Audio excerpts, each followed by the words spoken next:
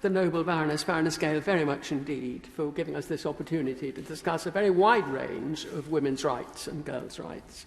I touch on welfare and safety of women this morning, and I'm aware that the noble Baroness, the Minister, will not be able to answer my rather detailed questions, so I seek a meeting with her, and perhaps with other Baronesses as well, to discuss the topics that I will be raising. My concern is that on welfare and safety, we have gone backwards for the most vulnerable of people. If you take a statement yesterday by Safe Schools Alliance, the introduction of graphic or extreme sexual material in sex education lessons also reinforces the porn culture that is damaging our children in such a devastating way. That came from the Children's Commissioner. And I would add to that that it is extremely damaging to have a mentally handicapped boy, for example, in school, being asked to understand and to agree that the man in front of him is in fact a woman.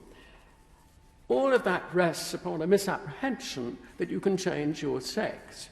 And as Lord Robert Winston declared only yesterday on the Piers Morgan show, as reported in today's Daily Mail, you can't change your sex.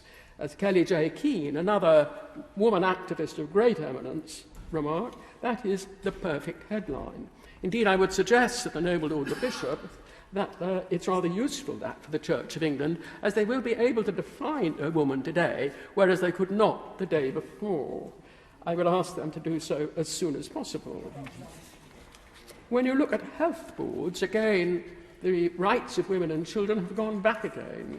The approach to single-sex wards makes meaningless that name when you invite transgender men, transgender people, which are men who declare as women, to take spaces in female sex wards and then define them in the records as women. It is no wonder that you cannot find the evidence of sexual assaults that I have mentioned in the noble Lord's chamber before. I have that evidence, but the hospitals concerned have been informed by their trusts that if a man says he is a woman, and he goes down on that record. So it is not unlikely that the ministry cannot find those references.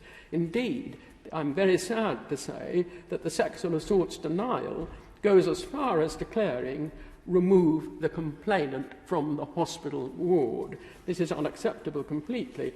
It's a wrong identity, and it degrades the woman disgracefully. And indeed, as noble Lord Winston says, you cannot change your sex. And this is affecting speech-impaired and paralysed patients who have to, as Transgender Trend have remarked, their sex-based rights are effectively under threat. I would say that they have been destroyed. If you take the case of a 16-year-old girl, which was reported only yesterday, severe learning disabled, autism, therefore non-verbal, entirely dependent upon others for what is now known as intimate care, it is scandalous that the special needs place in which she is resident has removed, I quote, cross-gender consent from personal and intimate care policy. I have an earlier case of this. I had thought it was a once-off in a school in Surrey, but it's no longer once-off. 50% of local authorities, I understand, have adopted that position. And to be blunt, this means that behind the closed doors of a lavatory, male members of staff, without any necessary qualification at all, and with no consent from the parents of the patient, and with the patient unable to agree, can dress, undress, use tampons, I apologise, but I have to be accurate, and can, in other words, can indulge themselves, if they so wish, with female genitalia. And these are girls and women who cannot object, who cannot consent, and I would suggest there are plenty of female carers around, and there is threats of rape, accurate rape.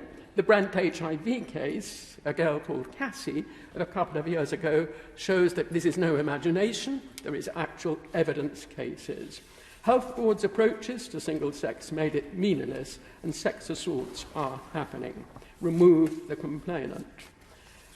May I add that J.K. Rowling, our most eminent and wonderful author, with whom I've worked for acutely disabled children in Eastern Europe, either side of the same bed, she calls it this horror show. whereas an NHS professional who works with patients who cannot move or speak, she declares it intentional cruelty. I believe it's illegal because it's against the Social Care Act of 2008 and the Act of 2014. I beg the Minister to allow me a meeting.